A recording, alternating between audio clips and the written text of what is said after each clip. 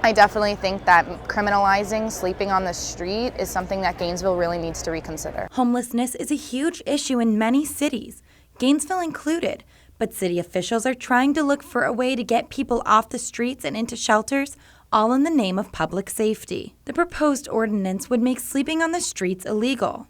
Officials at the one-stop shelter Grace Marketplace say they think the city has been planning this since they opened last year. It's not sudden. It's kind of been in the works for a while. I mean, they had a draft ordinance and everything done, and it takes time to put that together. Lowe says she was told the city had done research on similar ordinances that had received the least resistance. But Lowe says arresting them is probably not the most appropriate solution. You know, while we understand why people are looking for a solution, I mean, none of us want folks sleeping downtown or on a sidewalk. City officials declined to comment, but they did say places like Dignity Village would be exempt from the ordinance. Lowe says the remaining people downtown are their most challenging to work with because many suffer from severe mental health issues.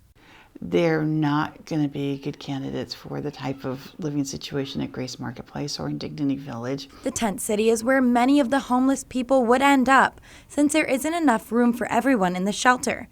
But they can still use the facility. Law enforcement officials say since the shelter opened, most homeless crime has been happening in Dignity Village. There's always a concern for public safety, as with anything.